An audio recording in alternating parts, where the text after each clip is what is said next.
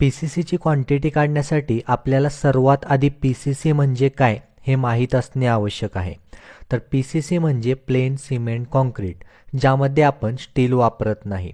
आता पीसीसी आपण का करतो, तर जे स्टील असेल त्याचा व जमिनीचा म्हणजेच मातीचा तसेच पाण्याचा कोणताही संबंध येऊ नये, कारण असं झाल्यामुळे स्टीलला गंज लागून ते खराब होण्याची शक्यता असते. त्यामुळं फुटिंग करण्याआधी रबर सोलिंग केली जाते आणि त्यावर 150 mm थिक पीसीसी केलेली असते आणि त्यावर स्टीलचे बार टाकून मग फुटिंग भरली जाते. तर तुमच्या लक्षात आलं असेल की फुटिंगसाठी पीसीसी का केली जाते. आता दिलेल्या डायग्रामवरून आपल्याला समजेल की सर्वात वरचा जो भाग आहे त्याला कॉलम असं म्हणतात व त्याखाली फुटिंग म्हणजेच ही स्टेप फुटिंग आहे. त्यानंतर फुटिंगच्या खाली 150 mm थिक पीसीसी केलेली आहे. तर सिमेंट, सँड, ॲग्रिगेट यांची क्वांटिटी काढण्यासाठी आपल्याला किती कॉन्क्रीट लागणार आहे हे काढावं लागेल. पण कॉन्क्रीट म्हणजे काय, तर कॉन्क्रीट म्हणजे सिमेंट, सँड, ॲग्रिगेट आणि पाणी यांचं योग्य प्रमाणात केलेलं मिश्रण किंवा मिक्सचर. आता दिलेल्या आरसीसी प्लॅनमध्ये आपल्याला डिटेल्स दिलेल्या असतात, ज्यामध्ये कॉलम, फुटिंग, पीसीसी तसेच इतर डिटेल्स दिलेल्या आहेत. पीसीसीच्या पुढे M15 असं लिहिलेलं आहे. तर M15 हा सिमेंट कॉन्क्रीटचा ग्रेड आहे.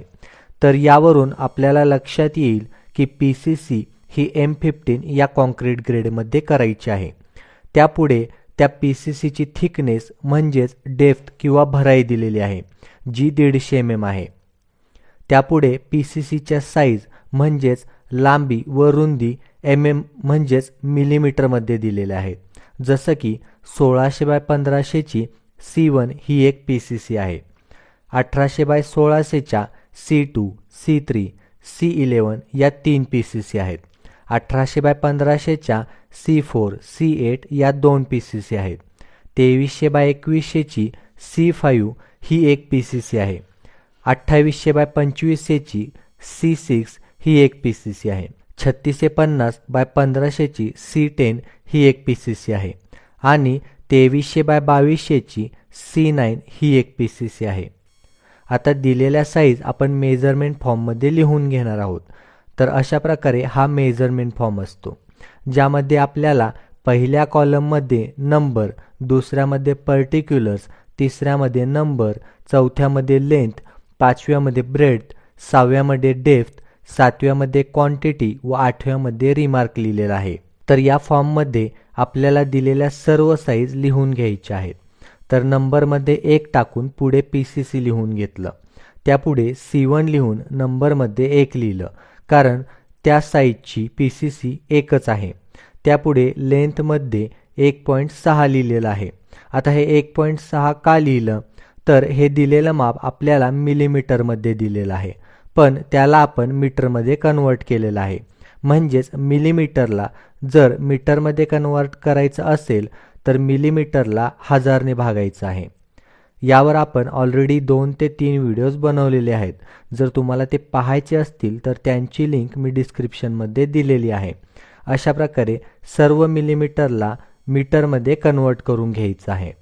त्यानंतर ब्रेडमध्ये 1.5 लिहिलं व डेप्थमध्ये 0.15 ही थिकनेस लिहिली, जी आपण सुरुवातीला प्लॅनमध्ये 150 mm लिहिलेली बघितली होती.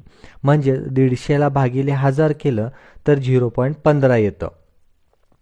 अशा प्रकारे पुढे C2, C3, C11 या 3 पीसीसी सेम साईजच्या असल्यामुळे नंबरमध्ये 3 लिहिलं. त्यापुढे त्यांच्या साईज लिहून घेतल्या, 1.8, 1.6, 0.15. तसेच बाकी पीसीसीच्या साईज देखील लिहून घेतल्या. आता या लिहून घेतलेल्या नंबर आणि साईज यांचा गुणाकार करायचा. जसं की 1 गुणिले 1.6 गुणिले 1.5 गुणिले 0.15 यांचा गुणाकार केल्यानंतर 0.36 ही आलेली व्हॅल्यू क्वांटिटीमध्ये लिहायची. त्यानंतर 3 गुणिले 1.8 गुणिले 1.6 गुणिले 0.15 यांचा गुणाकार 1.296 हा देखील क्वांटिटीमध्ये लिहायचा. अशाच प्रकारे सर्व पीसीसीच्या साईज यांचा गुणाकार करून आलेली व्हॅल्यू क्वांटिटीमध्ये लिहून घ्यायची. आता या आलेल्या क्वांटिटी या सर्व मीटर क्यूबमध्ये मोजल्या जातात.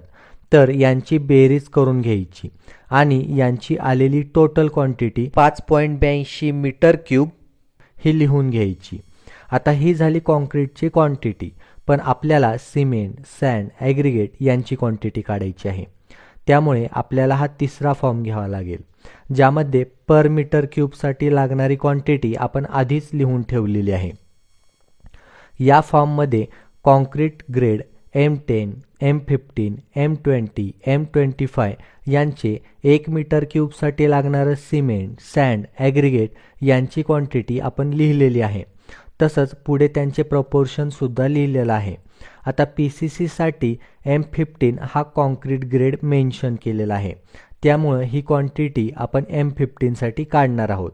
म्हणून M15 मध्ये सिमेंट 1 मीटर क्यूबसाठी 6.47 बॅग लागतात, सँड 1 मीटर क्यूबसाठी 0.44 मीटर क्यूब लागतं, ॲग्रिगेट 1 मीटर क्यूबसाठी 0.88 मीटर क्यूब लागतं। आता आपली आलेली PCCची 5.82 मीटर क्यूब ही क्वांटिटी M3 लिहिलेल्या तिसऱ्या कॉलममध्ये लिहून घ्यायची। त्यानंतर त्यांचा गुणाकार करायचा। 6.47 आणि 5.82 यांचा गुणाकार केल्यानंतर 37.65 ही व्हॅल्यू येईल। म्हणजेच आपल्याला 37.65 बॅग सिमेंट लागेल, पण 37.65 बॅग म्हणजेच त्यात वेस्टेज धरून आपण 38 बॅग सिमेंट घेऊ शकतो। त्यानंतर सँडमध्ये 0.44 आणि 5.82 यांचा गुणाकार केल्यानंतर 2.56 मीटर क्यूब सँड आपल्याला लागेल। म्हणजेच इथं वेस्टेज धरून 3 मीटर क्यूब सँड मागवू शकतो, किंवा यालाच ब्रासमध्ये कन्वर्ट करायचं असेल तर 3ला 2.83 ने डिवाइड केल्यानंतर 1 ब्रास येईल। तर इथे वेस्टेज धरून 1 ब्रास सँड आपण मागवू शकतो। यानंतर ॲग्रिगेटमध्ये 0.88 आणि 5.82 यांचा गुणाकार केल्यानंतर 5.12 मीटर क्यूब ॲग्रिगेट आपल्याला लागेल। म्हणजेच इथं वेस्टेज धरून 5 ते 5.5 मीटर क्यूब, किंवा ब्रासमध्ये करण्यासाठी 2.83 ने डिवाइड केलं तर 1.8 ब्रास येतं। म्हणजेच इथं 1.5 ब्रासच्या वर ॲग्रिगेट लागणार आहे। तर मित्रांनो, या व्हिडिओमध्ये आपण फक्त फुटिंगच्या PCCसाठी लागणारं सिमेंट, सँड, ॲग्रिगेट यांची क्वांटिटी काढलेली आहे।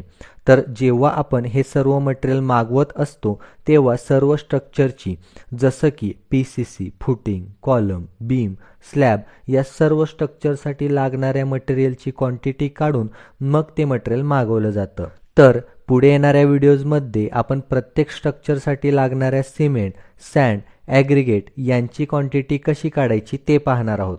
तर ही व्हिडिओ तुम्हाला आवडली असेल तर व्हिडिओला लाईक करा आणि चॅनलला सबस्क्राईब करा। भेटूया नेक्स्ट व्हिडिओमध्ये।